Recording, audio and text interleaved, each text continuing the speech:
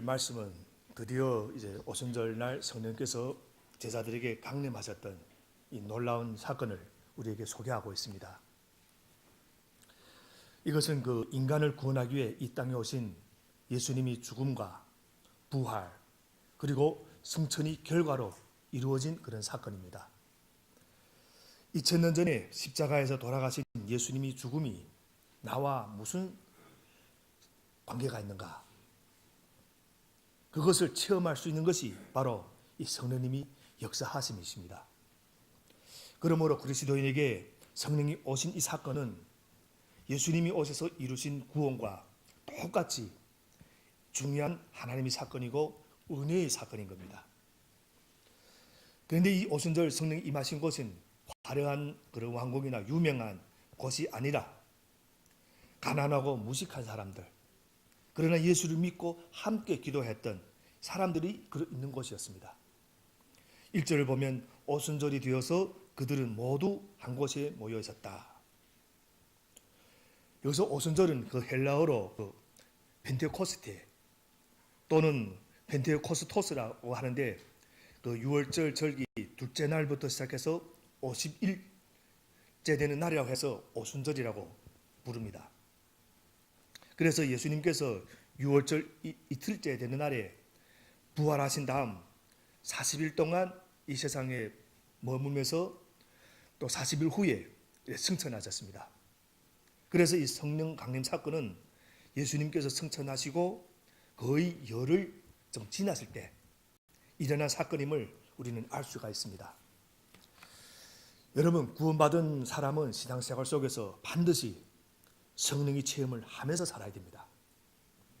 성령을 체험해서 신앙의 확신을 가지고 신앙의 성장을 체험해야 되는 겁니다. 500명의 무리들이 예수님과 함께 있다가 예수님께서 승천, 즉 하늘 올라가는 것을 보았습니다. 올라가시면서 말씀하시기를 너희들은 예루살렘을 떠나지 말고 내가 너희들에게 말한 것, 너희가 들은 것, 하나님 아버지께서 성령을 보내주시겠다고 약속하시는데 그 성령 강림을 반드시 체험하고 떠나라. 그리고 기도하는 가운데 약속을 기다리라. 그러면 너희가 성령의 세례를 받을 것, 체험할 것이다. 이런 말씀을 500명의 무리가 들었습니다. 그런데 이상한 것은 예수님이 승천하실 때는 500명의 무리가 그 자리에 있었는데 380명은 집에 돌아갔습니다.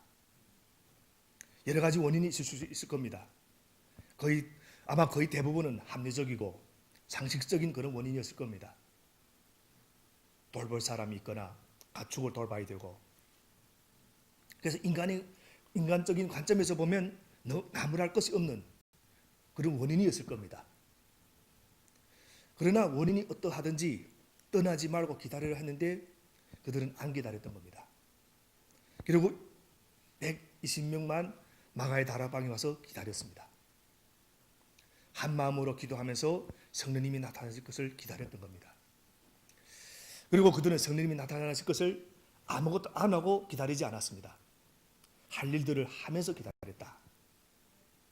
지난주 본문에 나오는 것처럼 가룟 유다 대신에 12번째 사도인 마띠아를 선출하는 일을 하면서 할 일을 하면서 성령의 체험과 역사를 기다렸습니다. 기도하면서. 여러분, 여기서 우리가 깨닫는 것이 있습니다. 우리도 가정에서는 가정을 섬기면서, 직장에서는 열심히 일하고, 또 사업을 하는 분들은 열심히 사업을 하면서, 여러분 할 일을 하는 동안에도 교회에 와서 모일 때마다, 함께 기도할 때마다, 말씀을 들을 때마다, 또 찬양을 할 때마다 성령께서 우리 가운데 각자에게 역사하실 줄 믿습니다. 그런데 오늘 본문을 자세히 보면 누구에게 성령이 임했는가 하면 순종하는 사람에게 임했습니다. 그리고 성령의 역사를 기대하는 사람에게 성령이 임했습니다. 순종하고 기다린 사람들에게, 예루살렘을 떠나지 말라, 그 말에 순종했던 사람들에게 380명은 순종하지 않고 집에 돌아갔습니다.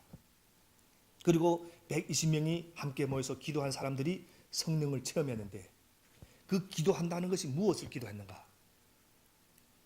성령이 임하실 것이라는 것을 예수님이 말씀하셨으니까 그 약속을 기대했던 겁니다. 기다리고 있었고 바라고 있었고, 그러자 기대한 것이 그대로 나타났던 것입니다. 말씀에 순종하고 기도하면서 기다리는 자에게 성령께서 나타났습니다. 그래서 우리는 언제나 이렇게 성경을 펼칠 때마다 우리는 기대를 가지고 펼쳐야 되는 겁니다. 이 말씀을 1년 동안에 성령께서 나타나셔서 이 말씀 한 마디 두 마디를 가지고 나한테 역사하여 주십시오, 이런 기대를 가지고, 저도 이런 경험이 있지만 아마 여러분도 그런 경험이 있을 줄로 믿습니다. 수십 번 읽은 성경 구절인데도 어느 날 기도하면서 그 말씀을 읽을 때 마음이 찔림을 엄청나게 받을 때가 있습니다. 제가 한 번은 개인적인 간증이지만 제가 한 번은 어떤 분한테 크게 성을 낸 적이 있습니다. 그런데 그때 저한테 주신 말씀이 그 호세아 그 4장 6절 말씀이었습니다. 어떤 말씀이 있는가 하면, 내 백성이 나를 알지 못하여 망한다. 네가 제사장이라고 하면서 내가 가르쳐 주실 것을 버리니 나도 너를 버려서 네가 다시는 나의 성직을 맡지 못하도록 하겠다. 네 하나님의 율법을 네가 마음에 두지 않으니 나도 네 아들 딸들을 마음에 두지 않겠다. 이 말씀이 저한테 임하는데 제가 얼마나 놀랐는지 모릅니다. 제가 잘못한 것도 아니고 그저 성을 내지 않으면 안 되는 상황에서 참지 못하고 성을 낸 것인데, 그러면서 제가 하나님한테 억울하다고 울었습니다. 저도 사람이라. 그런데 하나님이 그 다음 저한테 깨닫게 해주는 것이 있었습니다. 무엇인가 하면, 네가 한번 성을 내는 것을 가볍게 생각하는데 너는 내 말씀을 맡은 자라. 너희 그 한 번 분노 때문에 그 사람은 영원히 너희 입에서 나오는 하나님 나의 말씀에 귀를 닫아버린다. 내가 지금 너희 입을 통해서 나오는 나의 말씀으로 그 사람을 변화시키기로 계획하고 있는데 네가 그 말씀의 통로를 닫아버렸다. 이 엄청난 경고를 저한테 하는 겁니다. 그러면서 저한테 또 말씀 주셨습니다. 네가 정말 힘들다 하는 것을 알지만 그때마다 이 말씀으로 나한테 부르짖으라. 그 말씀이 또 시편 143편인 말씀이었습니다. 여러분, 성령은 이렇게 말씀으로 회개하게도 하고 위로받게도 하고 감사하게도 하고 격려받게도 하고 깨닫게도 하시는 것입니다. 아, 그렇구나, 내가 참 잘못했구나, 이렇게 해야 되는데 이런 선택은 하나님이 좋아하지 않는구나, 하나님께서 역사하고 계시는구나, 이런 것들을 우리가 체험하는 겁니다. 그래서 말씀을 읽을 때마다, 말씀을 들을 때마다, 또는 공부할 때마다 성령의 역사를 기대하시기 바랍니다. 그리고 기다리시길 바랍니다. 그런데 우리가 기도하면서 한 가지 범하기 쉬운 아주 좋지 않은 습관이 있습니다. 저번에 그 이기호 목사님도 오셔서 얘기를 해주셨습니다. 하나님 앞에서 기도하면서 하나님께서 내 기도를 들으실 것을 기대하지 않거나 자기가 하고 싶은 얘기만 빨리 하고 그 자리에서 일어나 버립니다. 아멘 하고 툭툭 털고 일어납니다. 그런데 우리가 말하는 기도는 대화입니다. 하나님이 이제부터 말씀을 주려고 하는데 자기 할 얘기만 하고 일방적으로 하나님께 10분, 20분, 1시간 기도해버리고는 아멘 하고 그 자리에서 일어나 가버립니다. 하나님 그때 어떻게 할 것 같습니까? 좀 기다려라. 내가 너한테 줄 말씀이 있다. 여러분, 우리가 기도하며 꼭 기억해야 될 것이 있습니다. 많은 말을 하는 것보다 하나님 음성 한마디를 듣는 것이 더 중요하다. 하나님은 우리 인생에게 주신 한마디 말씀이 그 내 인생을 변화시킬 수 있기 때문에, 그래서 역사를 일으킵니다. 그래서 삶의 결정적인 역할을 하는 겁니다. 여러분, 정말 순종하고 기도하고 기대하며 이 성령의 역사를 기다리는 사람에게 성령께서 나타나십니다. 그리고 아주 소수인 120명이 모여서 진심으로 한 마음으로 기도하는 곳에 성령님이 오셨다는 것을 잊지 말아야 될 것입니다. 우리는 모일 때마다 한 마음으로 간절히 하나님을 바라며 또 성령님의 역사를 늘 체험하는 또 그런 교회가 되기를 주님 이름으로 축원합니다. 근데 성령님 너무나 또 놀랍고 특이한 방식으로 제자들에게 임하셨습니다. 오늘 본문을 보면.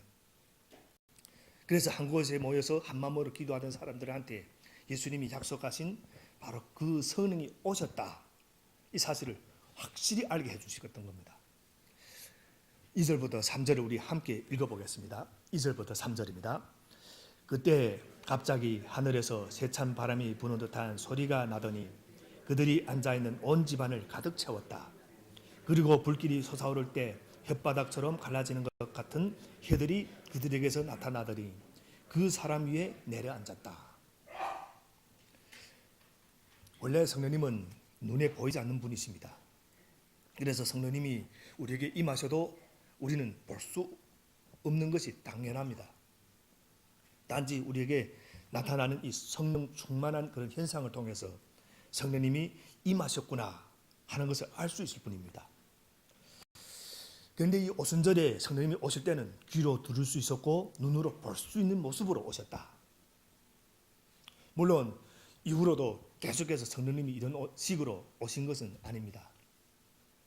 그래서 같은 사도행전을 쭉 읽어봐도 이런 식으로 성령님이 오신 적은 없었습니다. 딱 한 번의 사건입니다. 하지만 이때만큼은 처음이기 때문에 예수님이 말씀하신 그 보혜사 성령께서 확실히 오신 것을 알 수 있도록 성령께서 아주 청각적으로 또 시각적으로 듣고 볼 수 있게 임하셨다. 먼저 그곳에 모인 성도들은 성령님 임하시는 그 소리를 들었습니다. 그것은 세찬 바람이 부는 듯한 소리였다. 성령님이 바람으로 나타나셨다. 그러니까 이 말씀은 사람이 마음대로 통제할 수 있는 분이 아니시라는 것을 알 수 있습니다. 우리는 바람을 만들어낼 수도 없고 자기가 원하는 방향으로 불게 할 수도 없습니다. 우리는 단지 바람이 불 때 그것을 느낄 수 있을 뿐입니다. 그런데 이제 드디어 성령이 바람이 불기 시작했다. 그러면 우리가 이때는 어떻게 반응하느냐가 중요합니다. 바람이 분다, 느끼고 어떻게 반응하는가. 이 성령이 바람을 피하는가, 아니면 이 성령이 바람에 도출되고 허헐 날아오는 것처럼 날아가는 것처럼 이 두 가지 중에 우리는 선택해야 되는 겁니다. 그런데 성령님은 바람과 같이 오실 뿐만 아니라 또 불같이 오셨다 합니다. 그러니까 성도들 위에 불이 임하는 것이 보이는데 먼저 이래 큰 불덩어리가 내려온 것 같았다. 그런데 그 불이 120개로 이렇게 갈라지면서 각 사람 위에서 그 머무는 모습으로 갈라졌다. 또 해 같으니까 해가 두 쪽으로 나눠지는 것처럼 길쭉하게 각 사람 위에 임했다. 그리고 그 자리에 있었던 성도 사람들 중에 한 사람도 빠짐없이 그 불이 다 임했다. 그런데 우리가 여기서 오해하지 말아야 될 것은 이 불은 각각 120개가 다르게 임한 것이 아니라 하나의 불에서 120개로 갈라져서 임했다. 이런 말은 어떻게 보면 연결된 불이라 하는 것을 우리가 잊지 말아야 됩니다. 그래서 성령님은 오순절에 바람같이 불같이 성도들에게 임하셨습니다. 그런데도 불구하고 대다수의 사람들은 이 오순절에 성령이 오신 것에 대해서 잘 모릅니다. 왜 그런가? 하나님은 이것을 믿는 자들에게만 한정하셨기 때문에. 그래서 예수님을 믿는 자가 아니면 성령을 알지도 못하고 받을 수도 없습니다. 성령을 받으려면 어떻게 해야 되는가? 예수를 믿어야 되는 겁니다. 예수를 믿지 않으면 성령을 받을 수가 없습니다. 성령을 또 받지 않으면 어느 정도 인격의 수양과 머리로는 성령의 지식을 가질 수 있을지 모르지만 본질적인 변화가 일어나지 않습니다. 그 안에 성령이 있는 사람과 없는 사람은 변화가 다른 것입니다. 그래서 성령을 받는 유일한 길은 예수님을 믿는 것. 나의 주님이십니다. 나의 구세주이십니다. 이 마음으로 믿고 입으로 고백하고 맞아들일 때 성령을 받는 것입니다. 자신이 죄인이고 예수님이 나의 죄를 대신해서 죽으셨고 부활하신 하나님이 아들이시라, 이것을 고백하는 사람에게 성령님이 오시는 겁니다. 그래서 오순절 성령이 임하셨을 때 성령을 받은 사람들에게 변화가 나타났습니다. 그 변화가 4절에 나옵니다. 우리 4절을 함께 읽겠습니다. 시작.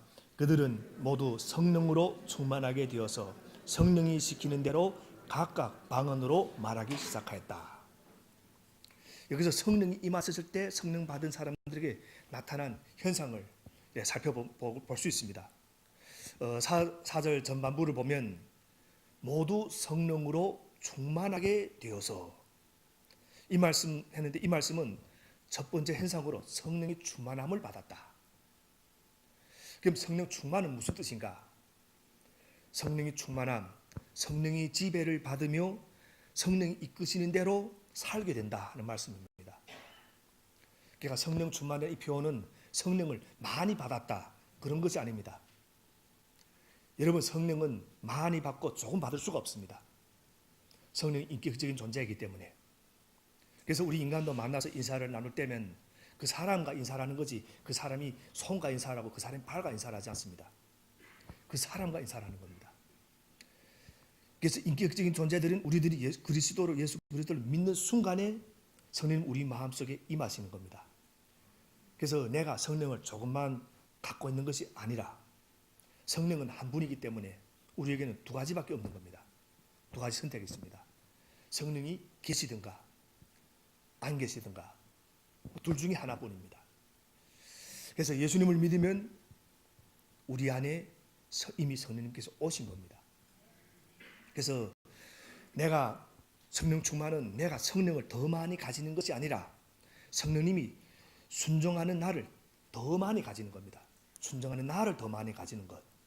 그래서 성령이 나를 지배하는 것.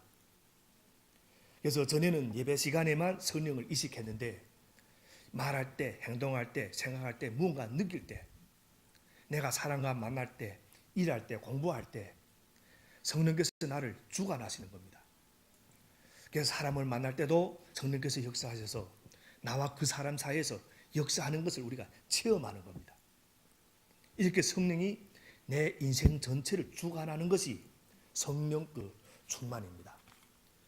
그래서 오순절에 그 성령이 강림 나타나서 온전히 그들을 주관했던 겁니다. 그런데 오늘 본문을 보면 그 결과가 방언이란 현상으로 나타났다고 합니다. 그 4절 후반부를 보면 각각 방언으로 말하기 시작하였다. 그러니까 성령께서 지배하시는데 완전히 붙들리니까 다른 나라 방언이란 이 이상한 현상이 나타났다 하는 말씀입니다. 그런데 이것은 자기가 한 것이 아니라 성령이 시키신 대로 해서 각각 방언으로 말하기 시작했다고 합니다. 그럼 이 방언의 내용이 무엇인가? 이것을 우리 함께 읽어보겠습니다. 5절 6절에 그 방언이 어떤 방언인지 나와 있습니다. 5절 6절 시작. 예루살렘에는 경건한 유대 사람이 세계 각국에서 와서 살고 있었다. 그런데 이런 말소리가 나니 많은 사람이 모여와서 각각 자기네 지방말로 제자들이 말하는 것을 듣고서 어리둥절하였다.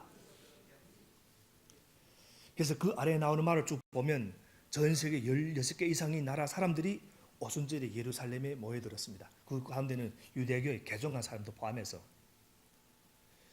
그런데 이 사람들이 제자들이 하는 말을 가만히 들어보니까 자기 나라 말을 하는 것입니다. 그래서 이 사람들이 엄청나게 놀랐던 겁니다. 도대체 이것이 무엇인가? 그래서 7절을 보면 그들이 놀라가 이럽니다.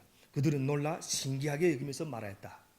보시오, 말하고 있는 이 사람들은 모두 갈릴리 사람이 아니오. 여기서 이 갈릴리 사람이라 이 표현은 좀 사람을 무시하면서 차별적으로 사용하는 언어입니다. 그때 당시에는. 그래서 겨우 받지 못하고 공부하지 못한 무식한 사람들이라 이런 표현을 갈릴리 사람이라는 표현으로 사용했던 겁니다. 그러니까 어떤 말 비하하는 말입니다.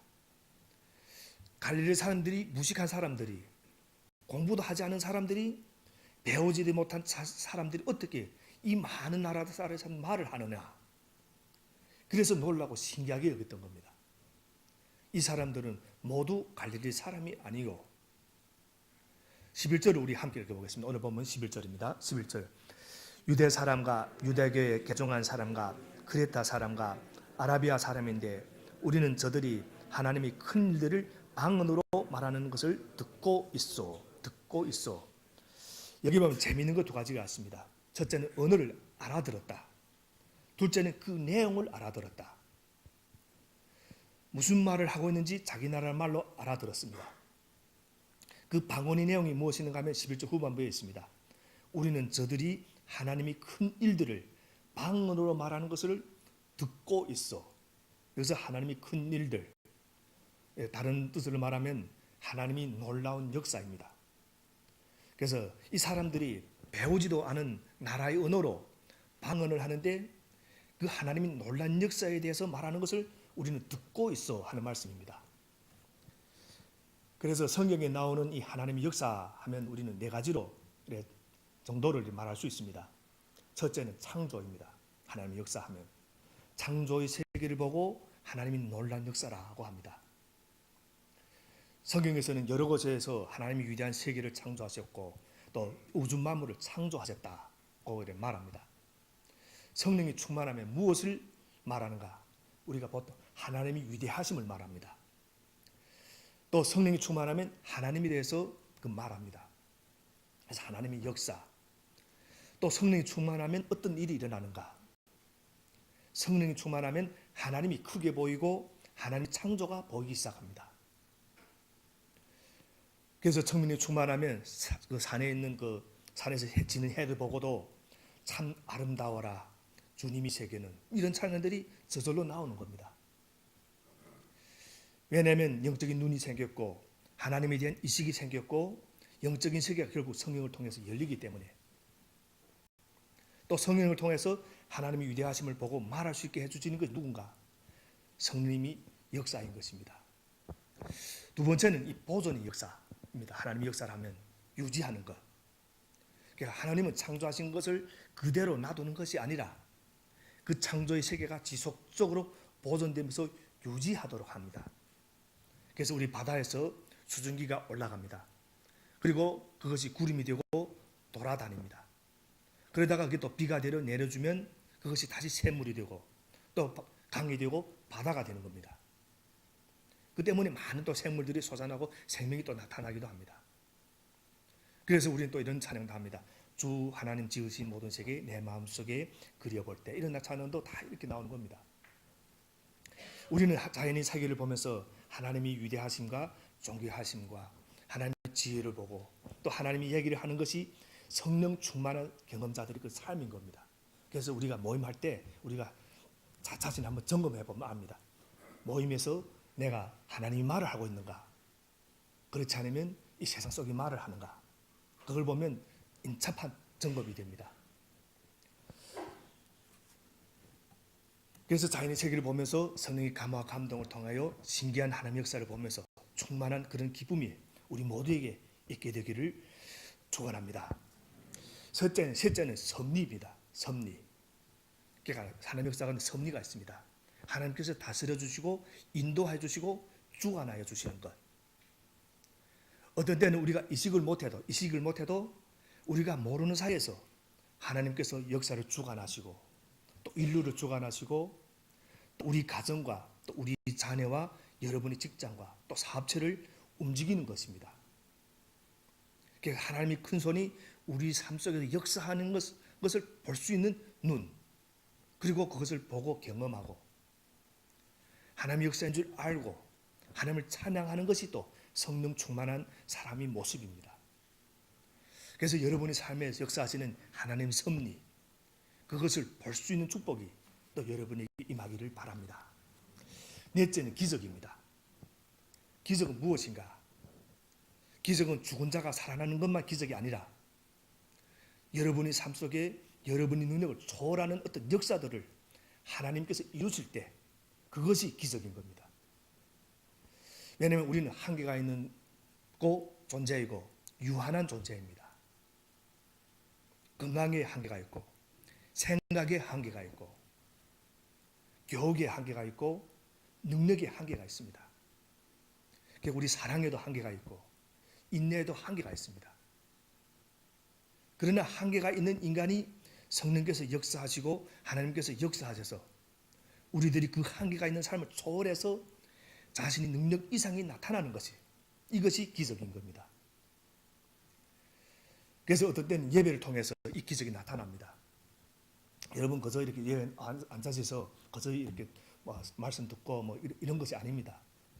설교를 듣는 도중에 기도 속에 찬양 속에 말씀 속에 이 치유 역사가 일어납니다. 가슴에 맺혔던 것들이 풀어지기도 하고 무엇인가 성령의 역사인 겁니다. 수십 년 동안 용서할 수 없었던 사람, 나를 배반하고 나에게 고통을 주었던 그 사람, 정말 절대 받아줄 수 없던 그 사람, 나의 인생에 큰 상처를 주었던 그 사람, 그러나 예배를 드리는 도중에 하나님께서 성령을 통해서 말씀해 줍니다. 용서하라, 용서하라, 받아주라. 그래서 용서해 줄 수 있는 용기가 생기는 겁니다. 그리고 용서해 주고 받아주고. 이런 거는 보통 사람은 절대 할 수가 없습니다. 그러니까 성령께 역사하셔서 이런 일들이 일어나는 겁니다. 그래서 하나님에게 순종하고 싶고 하나님을 만나고 싶고 또 하나님의 약속을 체험하고 싶고 또 기다리고 기도하는 자들에게 그 삶 속에 하나님 성령님은 오늘도 살아 역사하시는 것입니다. 정말 우리가 생각하지 못하는 일들을, 놀란 일들을 하나님께서 우리를 통해서 역사하신다. 누구에게? 순종하려고 하는 사람들에게, 그리고 성령을 기다리는 사람들에게, 성령의 음성을 듣기를 원하는 사람들에게, 기대하는 사람들에게 이와 같은 역사들이 나타나는 것입니다. 우리 모두는 이미 성령님께서 내주하는 그런 사람들입니다. 예수님을 믿고 고백했으니까. 여러분 안에 이 성령님을 절대 의심하지 마시기 바랍니다. 나한테 성령이 있는지 없는지. 성령이 아니시고는 여러분이 예수님을 주님이라고 시인할 수 없습니다. 그러나 제자들에게도 능력이 필요했고 약속하신 성령이 충만한 체험이 필요했던 것처럼 바람처럼 불처럼 때로는 울음으로 때로는 기쁨으로 우리 가운데 임하시는 이 성령이 충만케 하심을 우리 모두가 또 체험해야 될 줄로 믿습니다. 그래서 일평생 살아가면서 이런 성령 충만의 역사를 내 인생에 꼭 체험하시기를 그런 기대를 가지시기 바랍니다. 마지막으로 오늘 본문 12절 13절 함께 읽고 오늘 말씀을 마치겠습니다. 12절 13절입니다. 시작. 사람들은 모두 놀라 어쩔 줄 몰라서 이게 도대체 어찌된 일이요 하면서 서로 말하였다. 그런데 더러는 조롱하면서 그들이 세술에 취하였다 하고 말하는 사람도 있었다. 이게 도대체 어찌된 일이요. 이 말씀들은 다 우리가 성령으로 충만해져서 우리 어느 순간 삶이 변할 때 주변 사람들이 그런 우리를 보면서 신기해할 정도로 놀라게 된다 하는 사실을 보여주는 말씀입니다. 다시 말해서 우리가 성령이 충만할 때 우리는 우리 변화된 삶을 통해서 주변 사람들에게 그 믿음이 선한 영향을 미치게 된다. 사랑하는 성도 여러분, 저는 하나님께서 지금도 우리와 함께하고 계신다는 사실을 기억하고 하나님의 은혜에 감사하고 또 날마다 성령으로 충만해져서 성령께서 주시는 그 힘과 능력을 가지고 우리 언어 습관이 바뀌고 삶의 모습들이 바뀌고 그래서 정말 우리가 변화된 그 삶을 살고 또 믿음이 그 선한 능력을 우리 직장에다 가정에 이렇게 다 미칠 수 있게 되기를 바랍니다. 그래서 우리 모두가 선한 영향을 미치는 그런 사람이 될 수 있게 되기를 주님 이름으로 축원합니다.